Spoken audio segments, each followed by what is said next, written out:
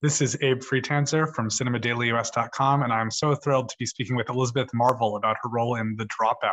How are you, Elizabeth? I'm good, Abe. Nice to see you. You too. So what did you know about Theranos and all this before you got attached to this show? Well, it really was the podcast, like the rest of us. I had listened avidly to the podcast and was fascinated. And that was sort of the extent of my knowledge. And so your character is somebody who I think in some ways has come into visibility a little bit more since all this came to light. Yeah. Right. So did you follow a lot of that? And did you, so yeah, tell me more about your research process. I did. Well, the research process, was the podcast really. I didn't try to connect with family or friends of family because again, we're not doing a live action documentary. We're doing Elizabeth Merriweather's story around it. And so I wanted to exist in Elizabeth Merriweather's world and not try to do an impersonation of Noelle, but to do this story. But it has been fascinating watching the trial. Just the body language between Elizabeth and Noelle is so powerful because I think something that our show really goes into is her childhood, Elizabeth Holmes' childhood, and how she became who she became, and the things that influenced her, the things that drove her.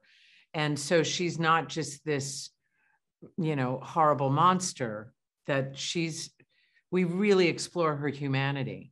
And something that is at the core is a very strong, dominant mother, but also a very loving mother who's always by her side. And we see that even to this day outside of the courtroom. What did you relate to most about Noelle as a character? Well, I'm a mother. So, we love and protect our children no matter what they do, no matter who they are. We love them and protect them. So I certainly relate to that. I also, understand the dilemma of a parent when your child seems to suddenly become someone from another planet that you have no facility to speak to and have no idea who they are and no idea how to help them.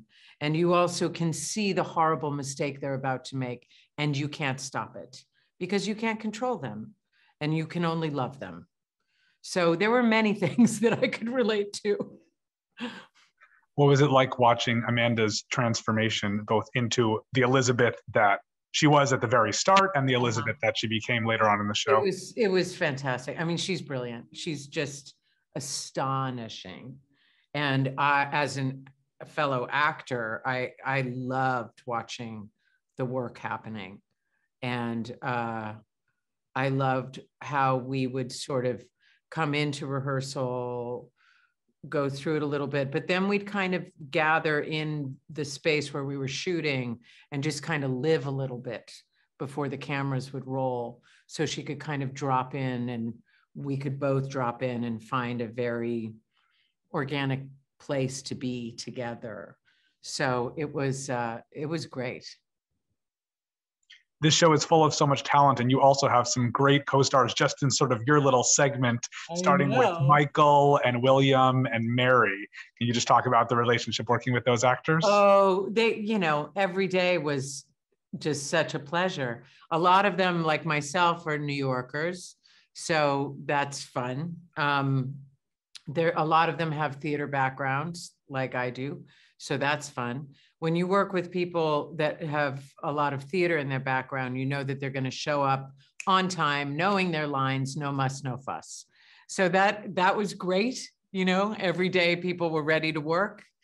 And then when people approach work like that, when they show up prepared and ready to work, you can really play.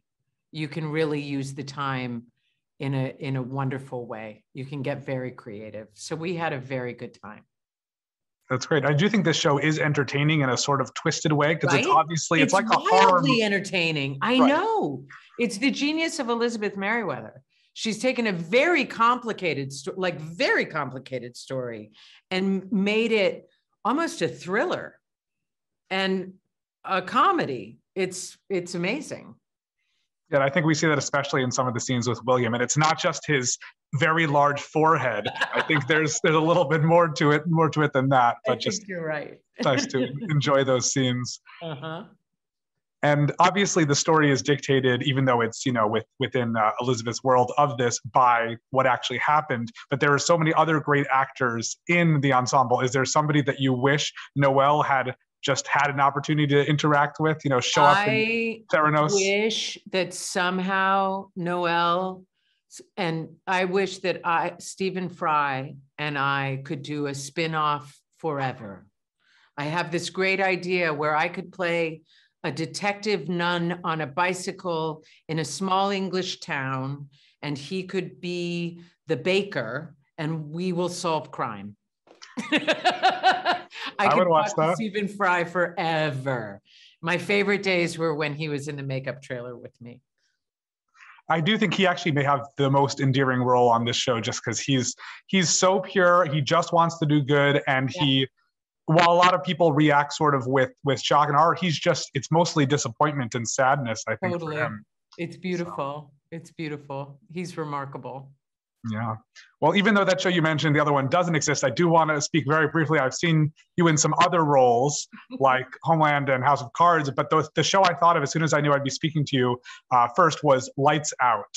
Oh, yes.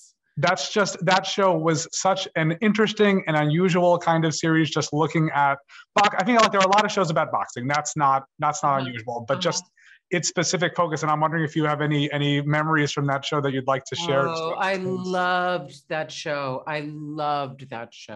Stacy Keach and I still are very, very close. I adored that whole group. It was amazing because we shot like a lot in Gleason's gym. We shot in Yankee Stadium where there was a actual fight that we were at. And that was amazing because I don't know if you've ever attended a fight, but the thing that you don't know until you know is if you're next to the ring when a fight's happening, it's the audio that is so shocking because when those blows land, you hear the crunch of bones. You hear the impact on the muscle. So that was an education. But I loved that show, Lights Out. It was beautiful because it was about boxing and family and many other things. Yeah, and I'm always happy to see Holt McCallany in something after that because that was like so wonderful. The role for him. He's wonderful.